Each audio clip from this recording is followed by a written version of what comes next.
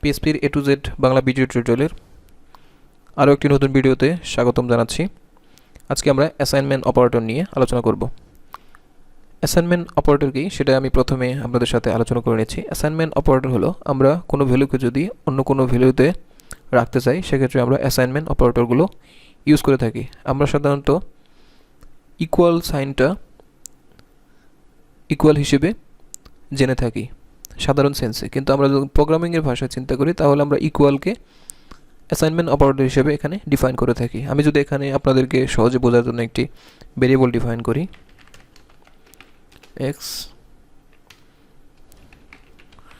এখানে একটি এরর দিবে কারণ আমি এখন এক্সকে ডিফাইন করিনি। এক্স ইকুয়াল টু 5, আমাদের 5 চলে আসবে।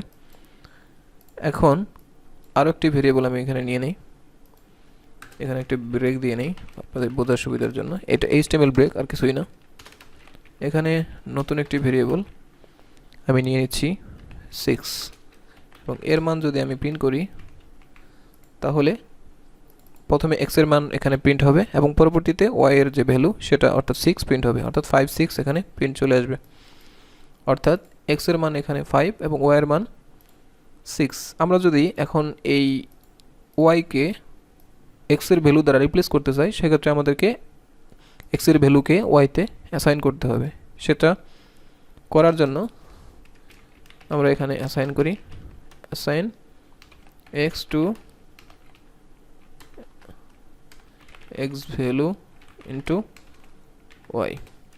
সেটা করার জন্য আমরা কী করতে হবে, y ভেরিয়েবলে আমাদের x বসাতে হবে, অর্থাৎ এটা আমাদের এখানে ইকুয়ালটা হবে অ্যাসাইন অপারেটর। এখন যদি আমি এখানে y কে প্রিন্ট করি বোঝার সুবিধার জন্য এখানে আরেকটি ব্রেক দিয়ে নিই, লাইনটা কপি করে নিচ্ছি। এখন প্রথমে আমাদের 5 প্রিন্ট হবে, পরবর্তীতে y এর মান 6 প্রিন্ট হবে এবং পরবর্তীতে আমরা যেহেতু x এর ভ্যালুকে y তে প্রিন্ট করেছি সেক্ষেত্রে আমাদের আবার 5 প্রিন্ট হবে, 5 6 5।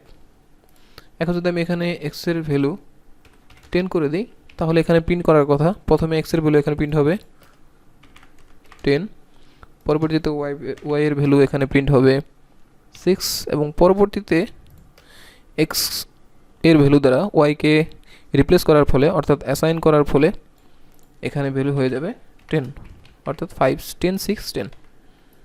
আশা করি আপনারা অ্যাসাইন অপারেটর সম্পর্কে আইডিয়া পেয়ে গেছেন। ঠিক একইভাবে আমরা যখন কোনো যোগ বিয়োগ করব, x y যখন আমি 12 নিব ইকুয়াল যদি x প্লাস y করি তাহলে আমাদের 10 প্লাস 12 22 চলে আসার কথা। এখন যদি আমি 22টাকে প্রিন্ট না করে আরেকটা ভেরিয়েবল z এ রেখে এটাকে প্রিন্ট করি তাহলে আমাদের ঠিক সেমভাবে 22 এখানে প্রিন্ট করতেছে। এখন যদি আমি এখানে চাই এইভাবে না করে x এর ভ্যালুকে যদি আমরা x প্লাস y করে সেটা আবার x এর মধ্যে রাখি তাহলে আমাদের যে ভ্যালু আসবে সেটাও হবে 22। ঠিক একইভাবে 22 চলে আসছে। আমরা এই ভ্যালুটাকে আরেকটা ওয়েতে রিপ্লেস করতে পারি, সেটা প্লাস অ্যাসাইন অপারেটর। ঠিক সেমভাবে আমরা যদি এখানে প্লাস দিয়ে দিই, এখানে যদি y দেই এখানে 22 চলে আসছে, অর্থাৎ এখানে যে ব্যাখ্যাটি হলো এখানে x প্লাস y। এই কাজটি আমরা এখানে সংক্ষেপে করে নিলাম, অর্থাৎ এটার যে লাইন সেটা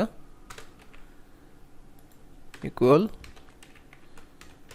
অর্থাৎ দুইটা লাইন একদম সেম মিনিং। আপনি চাইলে উপরেরটা ইউজ করতে পারেন, আপনি চাইলে নিচেরটা ইউজ করতে পারেন। ঠিক একইভাবে আপনি যদি এখানে মাইনাস দেন একই কাজ করবে, মাইনাসের কাজটাই হবে এখানে। এখানে যদি আপনি x দেন সেক্ষেত্রে x মাইনাস 12, সেক্ষেত্রে 12 চলে আসবে, -2 চলে আসবে। একইভাবে আপনারা এখানে পার্সন ইউজ করতে পারেন, ডিভিশন ইউজ করতে পারেন, মাল্টিপ্লাই ইউজ করতে পারেন, একই যে ভ্যালু কাঙ্ক্ষিত আসার কথা সেটাই চলে আসবে। আশা করি আপনারা এই অ্যাসাইন অপারেটর সম্পর্কে বিস্তারিত আইডিয়াটা পেয়ে গেছেন। আরও একটি বিষয় আপনাদেরকে ক্লিয়ার করি, পিএইচপিতে আমরা অর্থাৎ প্রোগ্রামিং ল্যাঙ্গুয়েজে আমরা ইকুয়ালকে বিবেচনা করি অ্যাসাইন অপারেটর হিসেবে এবং ইকুয়াল এটাকে বলি কম্প্যারিজন। কম্পারিজন অপারেটর, অর্থাৎ দুইটা ভ্যালু সমান কিনা সেটা চেক করতে আমাদের এই ইকুয়াল ইকুয়াল ইউজ হয়, এবং একটি ভ্যালুকে অন্য আরেকটি ভেরিয়েবলে অ্যাসাইন করার জন্য আমরা অ্যাসাইন অপারেটর ইউজ করতে হবে। অর্থাৎ সিঙ্গেল ইকুয়াল হলো অ্যাসাইন অপারেটর এবং ডাবল ইকুয়াল হলো কম্পারিজন অপারেটর। আশা করি আপনারা এই বিষয়টা সম্পর্কে মোটামুটি এবং বিস্তারিত আইডিয়া পেয়ে গেছেন। এরপরে যদি আপনাদের কোনো ক্লিয়ার এবং কনফিউশন থাকে ক্লিয়ার হতে একটু সমস্যা হয়, অবশ্যই ভিডিওটি আবার পুনরায় দেখবেন। আশা করি কনফিউশনটা কেটে যাবে, এবং পরবর্তীতে আপনারা অবশ্যই ভিডিওতে কমেন্ট করবেন, আমাকে জানাবেন, চেষ্টা করবো আপনাদেরকে বেস্ট সলিউশনটা দেওয়ার জন্য। Thank you.